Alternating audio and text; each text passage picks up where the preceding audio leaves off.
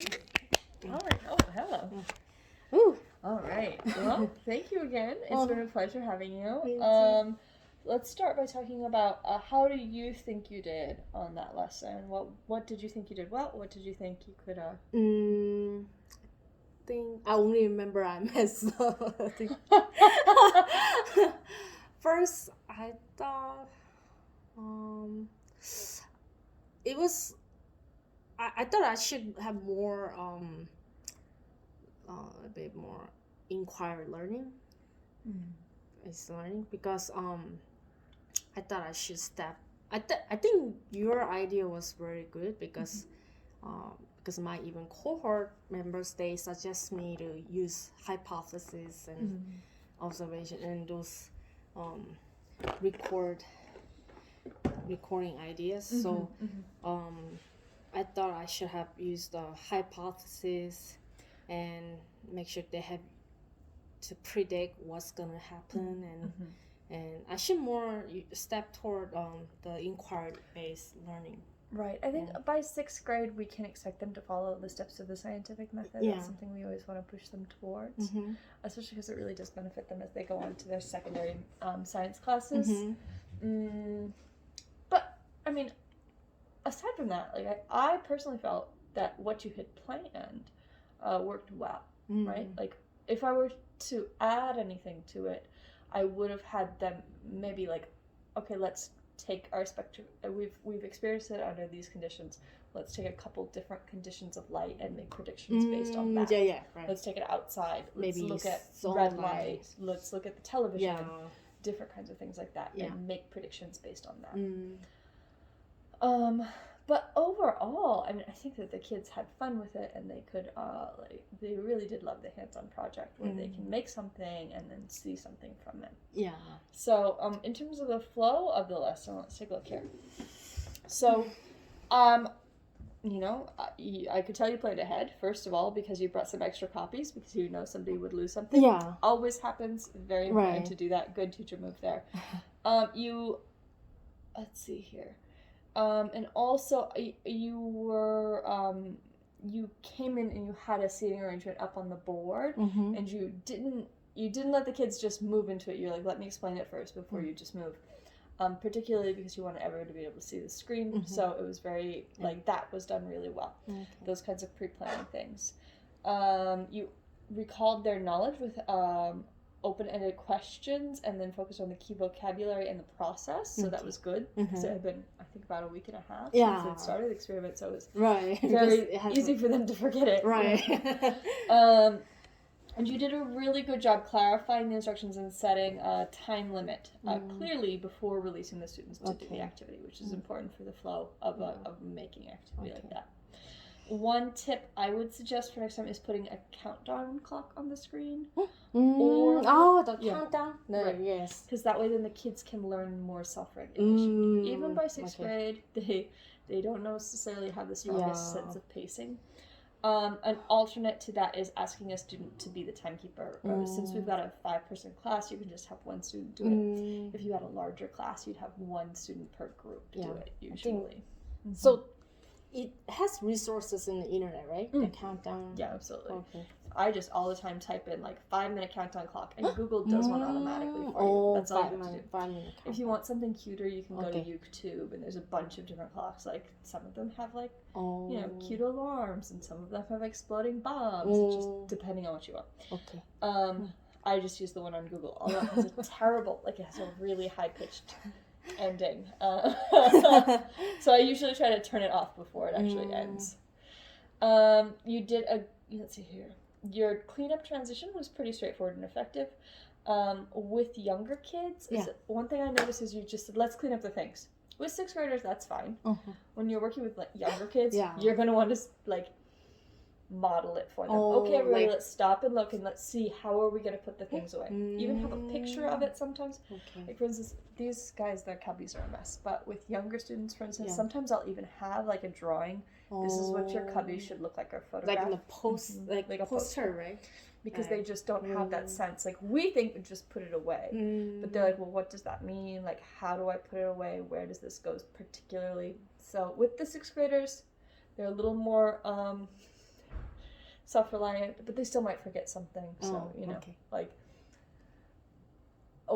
another way you could kind of manage that is in your supply box, have a checklist of all the things that need to be in there. What do we have at the start? What should we have at the end? And then the kids can even like really mind that themselves, and you can tell them, oh, go put it away, and they will know, oh, I need to get all of these things in the checkbox. And you can do that with younger kids too.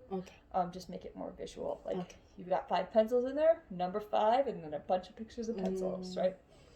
Let's see here. But other than that, I mean, these kids are old enough not to really worry about that. Question time. Oh, yes. So one thing I noticed, and this is just my own like nitpicky thing. Yeah. I never, because these are ELL students, and even with my non-ELL students, I never let them answer a question starting with because. We can do it, but because I'm trying to train them to do complete sentences, I never say to them, okay, so start your question with because. I know that's a grammatical difference between Korean and English. It's grammatically fine in Korean to start with because. But in grammatically in English, there's a way that you can start with because. But as a complete sentence, and with the ELL students, they're not ready to make that kind of clause. Because X, then Y. We're not ready for that. We need, Y. Is it more like for higher level? No? Yeah. That particular phrasing, because X, then Y.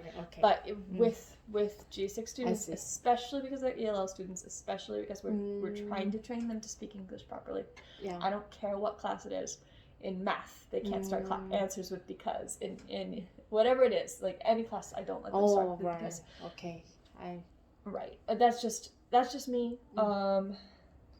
That's I'll be pretty careful standard. Using. Right. I know, and because we do it all the time. Why is something? Oh, because this and that.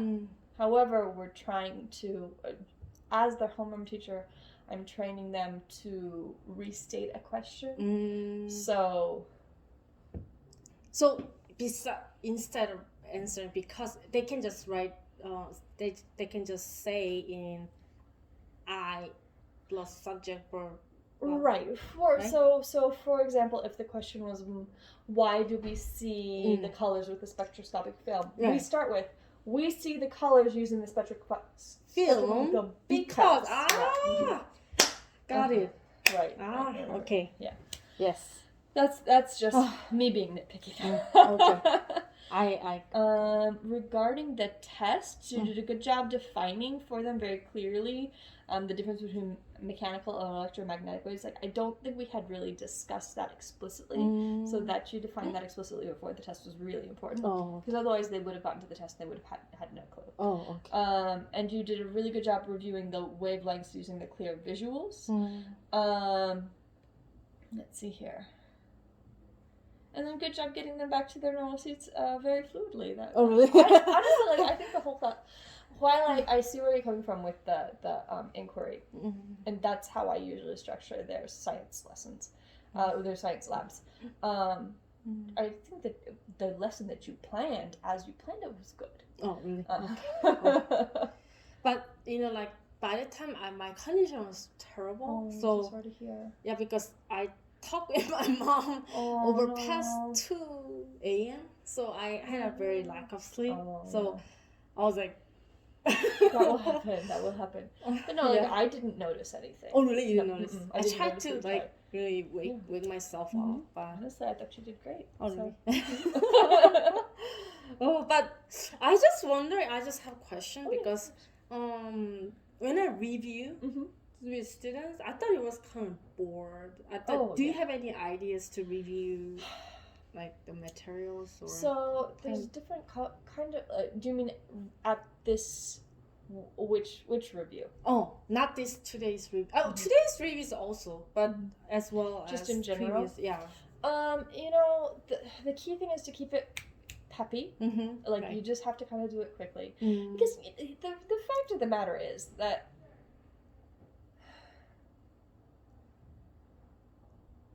there's a certain amount of children by this age. The thing that's going to come out of my mouth might sound a little crazy, but like there's a certain amount of children by this age need to have the self-regulation that even if something isn't deeply interesting, they can still engage in it. Oh, okay. Right? Yeah. If you want to make it more exciting, you sure can. Like, you can do it as a 20, like a what is that? Because science is really hard because, like, English, like, for vocabularies, I can play games with students and as a review. But science is like a concept. I mean, So, if you think about it that way, you can still do games with it. Like, you can do what's that one game, Jeopardy or whatever it is. Oh, really? And they've got the different answers, and then you give the form question, like this kind of a thing. Okay. That's totally fine. But also, I never thought of that.